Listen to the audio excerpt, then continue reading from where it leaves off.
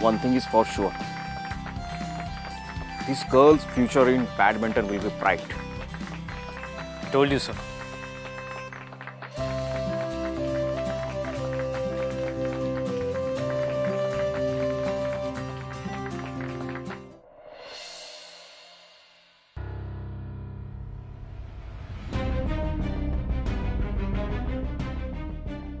तुम्हाला माहिती नाही श्रीनू दादाचं लग्न होणार आहे. मुलगी कोण आहे मुलगी? फॉरेन दीदी.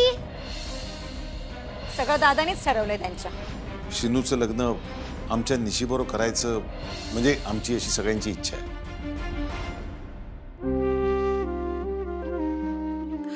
हो मी काय बोलते तर ऐका तरी. काय आहे तुमचं वागणं? मान अपमान सगळं बाजूला ठेवा आता आणि आपल्या भविष्याचा विचार करा थोडा. लाली, माझा अपमान झालाय म्हणून मी चिडले असं वाटतंय काय ग तुला? हेच ओळखलंस मला? मग दुसरं कारण काय आहे सांगा मका. हो श्रीनू आणि निशीचा लग्न होता ही चांगली गोष्ट आहे ना. हो त्याच्यामुळे आपलं भविष्य सुरक्षित होणार. मी तर त्या दोघांचा लग्न पण लावून टाकलाय मनातल्या मनात. आणि त्यांच्या मनाचं काय? लाली, आपलं नशीब हे असं म्हणून आपण इथे राहायला आलो आश्रितासारखं.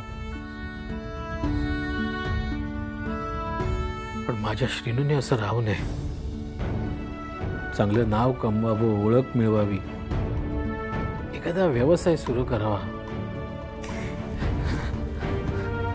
पण बापासारखा आश्रित असल्याचा ठपका श्रीनूने घेऊन फिरू नये.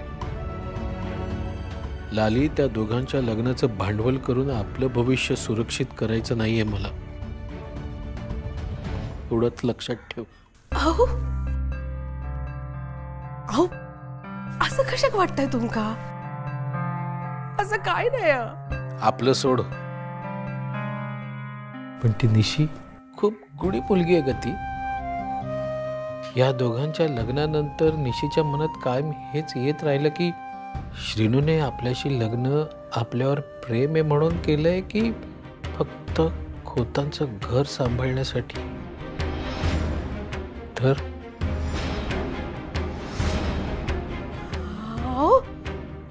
असं कशाक वाटेल ते का?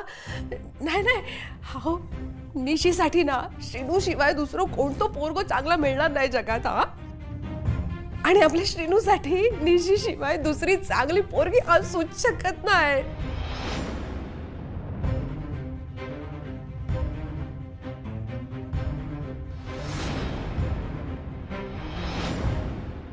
मी आहे ना. हो हो.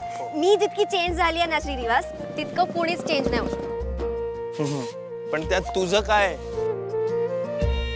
तू ऐक ऐक आधी सांभाळून सांभाळ. तू उतर ना खाली. नाही होत रे. बघ आता मी कसा गोळा खाल्ला. हो हो बाई, मानलं तुला. तू कमाल आहेस, तू ग्रेट आहेस, तू एकदम परफेक्ट आहेस. हा आता उतर खाली. श्रीनिवास असं करायचं रे, त्यातच मज्जा आहे. हो हो. तरी पहिल्या प्रयत्नाच्या मनाने तू बरा गोळा खाल्लास. हा नाहीतर माझी जेव्हा पहिली वेळ होती ना गोळा खायची, मी एवढा स्लो गोळा खाल्ला होता की शेवटी त्याचं सरबत झालं होतं. मग बाबांनी मला तेच सरबत प्यायला लावलं. असा किती लहान होतास तू? असं नाही 3-4 वर्षाचा. तेव्हा तुझ्या दादा मामाने तुला गोळा खाऊ दिला? नाही, तेव्हा मी दादा मामाकडे नाही राहायचो.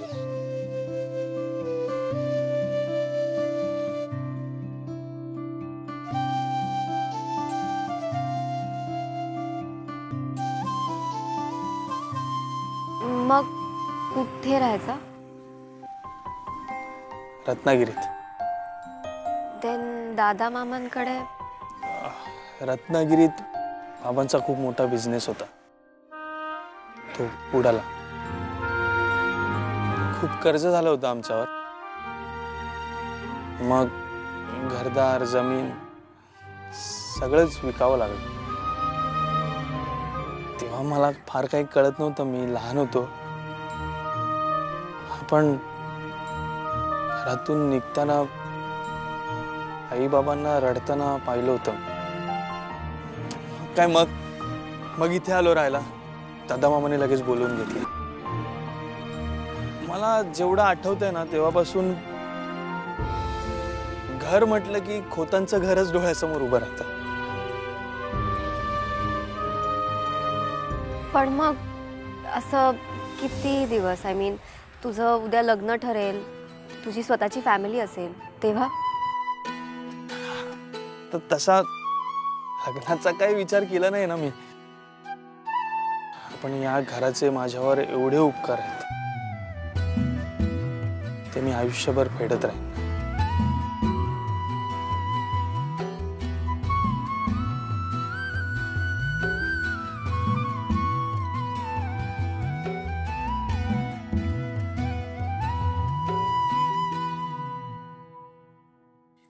Well played. Keep it up. Thank you sir. Shraddha.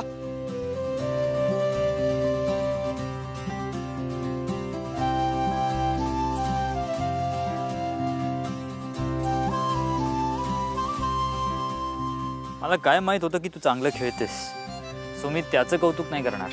पण आज ज्या प्रकारे तू तुझ्या खेळण्याचा चान्स मागून घेतलास, the way you stood up for yourself, तू माझ्यासाठी तेव्हाच जिंकलीस. I am impressed.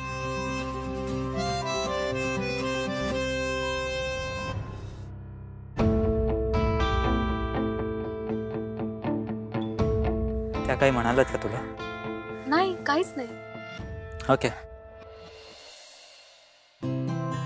पण मला असं वाटतं की तुला रोज असं थोडं थोडं ना चिडवलं पाहिजे, म्हणजे तू फॅन्टॅस्टिक खेळशील. सर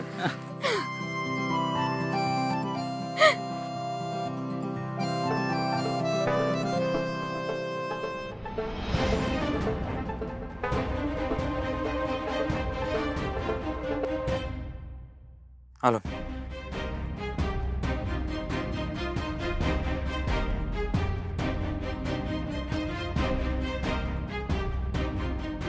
काय झालं सर? तुम्ही एवढे टेन्शन मध्ये का दिसताय मग? काहीच नाही, आईचा कॉल होता. सर मग आईचा फोन आहे तर उचला ना, बोला त्यांच्याशी. काय झालंय सर? काय नाही. Sorry sir. ठीक आहे, तुम्हाला सांगायचं नसेल तर काहीच प्रॉब्लेम नाही. माझी सिच्युएशन तुझ्यापेक्षा जास्त वेगळी नाही आहे. म्हणजे?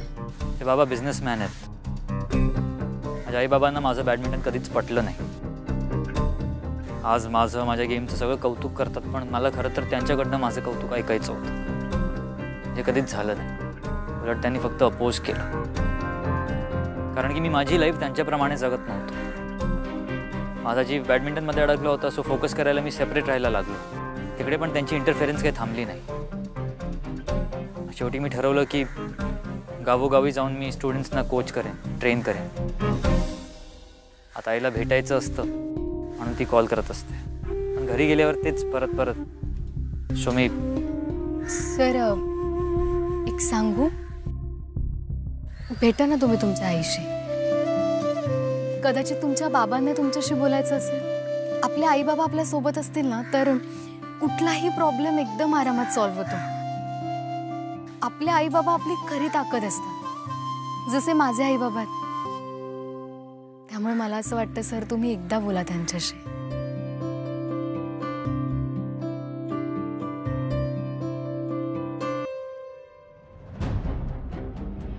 दादा, माझ्या श्रीनूचं लग्न कोणाशी करण्याचा बेत आहे तुमचा? मला बाप म्हणून कळायला हवं ना.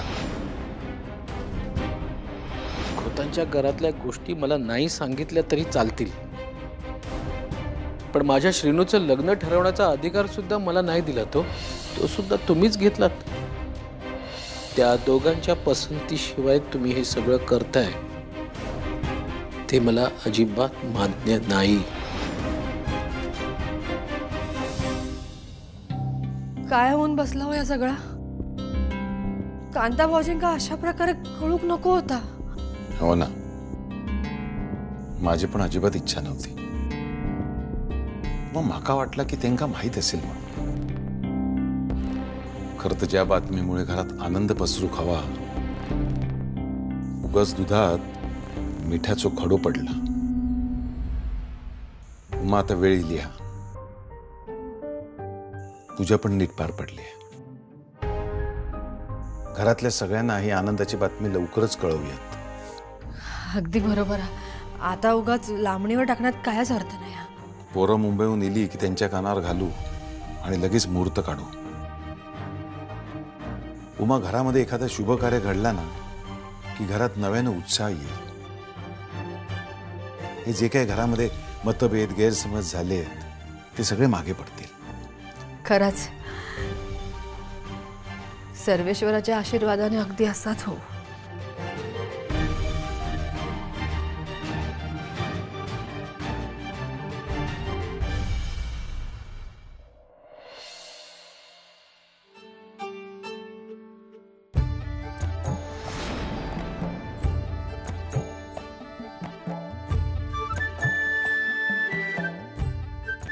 जेवणाची वेळ झाली आहे ना. अजून होताच माझा थोडा उशीर लागत. हा हा, हरकत नाही, सावकाश होऊ दे. तोपर्यंत काय देऊ काय खाऊ? माका भूक लागली म्हणून आलो नाही उमा. अजून काय वया होता काय? काही नकोय मला. कुणी मदतीला नाही म्हणून आलो. सांगा काय करूचा हा? काहीतरीच तुमचं आपला.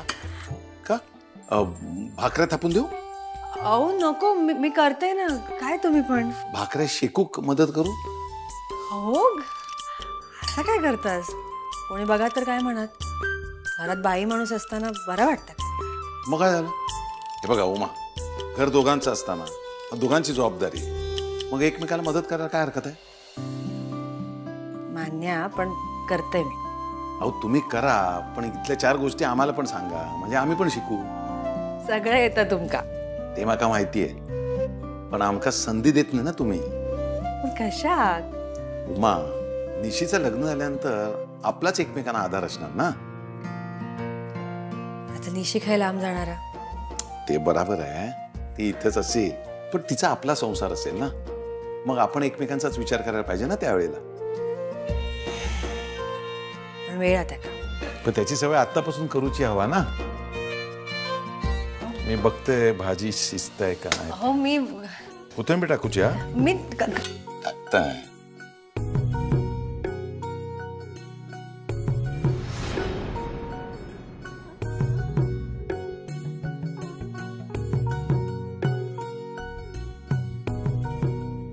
उमा, आपल्या जोडीदारासाठी जेवण बनवता येणं यात केवढं सुख असतं. तुमका कायम ते मिळत, थोडं आम्हाला पण मिळू दे.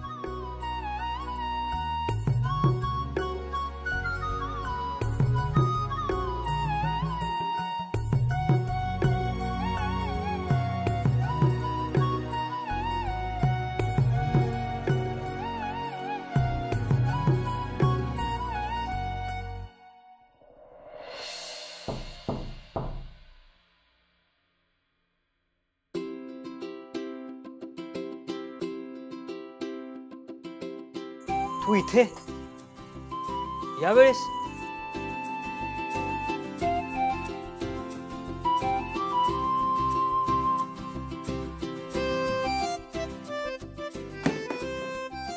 इथे काय करतेस तू?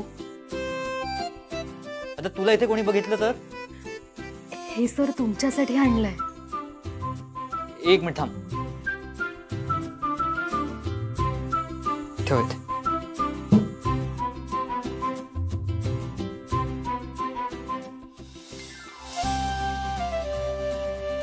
हे काय? प्लीज.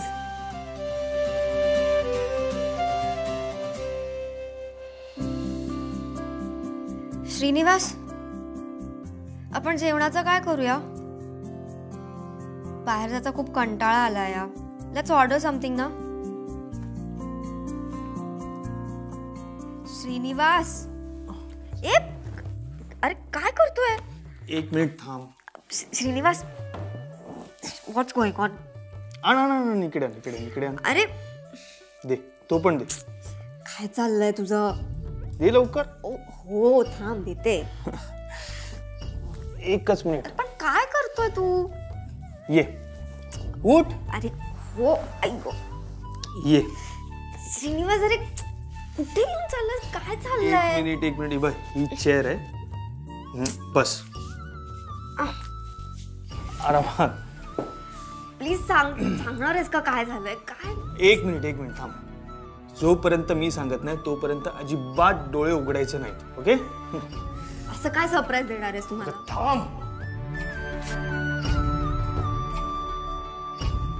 श्रीनिवास, मी थांबले असते पण मला ना खरंच खूप भूक लागली. आपण आधी ऑर्डर करूयात का काहीतरी? जरा थांबशील 1 मिनिट? श्रीनिवास, मी थांबले असते पण मला ना खरंच खूप भूक लागली. जस्ट ऑर्डर समथिंग ना फर्स्ट, मग काय ते सरप्राईज द्यायचं ते दे प्लीज. काय चाललंय तुझं? मला ना खरंच खूप भूक लागली. माझ्या पोटात कावळे ओरडतायत श्रीनिवास. हो मग ठीक आहे, त्यांना सांग जेवण रेडी. हा?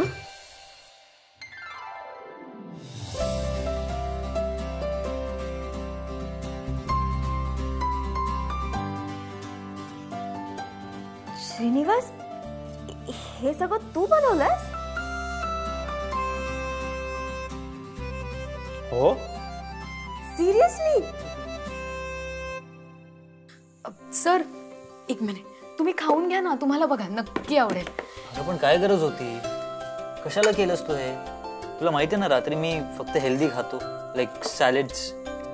सर हे पण हेल्दीच आहे. आमच्या कोकणात ना याला सलाईन म्हणतात. म्हणजे तुम्हाला जर अशक्त वाटत असेल, बरं वाटत नसेल तर मग पेज प्यायची. म्हणजे कसं एकदम तरतरी येते. काय तरतरीत? म्हणजे ठणठणीत एकदम उड्या मारायला लागतो. सर खरंच सांगतेय, कोकणातला माणूस जगाच्या पाठीवर कुठेही गेला ना तरी पेज काही विसरत नाही. हा सर, तुम्ही माझ्यासाठी एवढं धावला, तुमचा डबल व्यायाम झाला असेल. त्यामुळे आज फक्त सॅलड नाही, हे पण प्यावं लागेल. सो बेसिकली तुला माझ्या डाएटची काळजी वाटली म्हणून तू हे केलंस? सर फक्त डाएटची नाही, तुमची पण.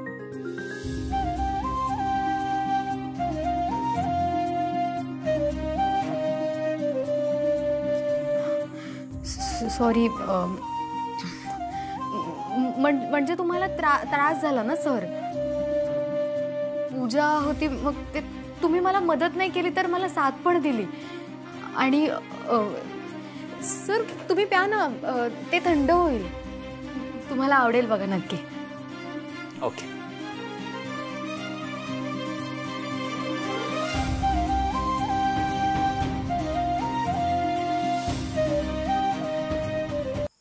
काय झालं सर? चांगली झाली नाहीये का? की मीठ जास्त पडलंय? छान झाली. मग तुमच्या डोळ्यात पाणी? माझ्या आईची आठवण आली मला.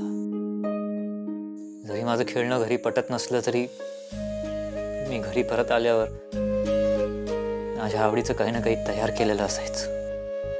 आपल्यासाठी कोणीतरी काहीतरी करतंय हे फक्त मी माझ्या आईच्या बाबतीत एक्सपिरियन्स केलं होतं.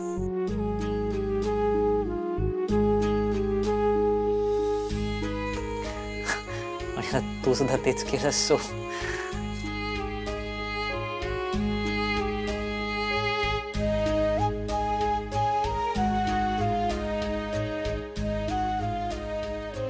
थँक्यू निशिकांता.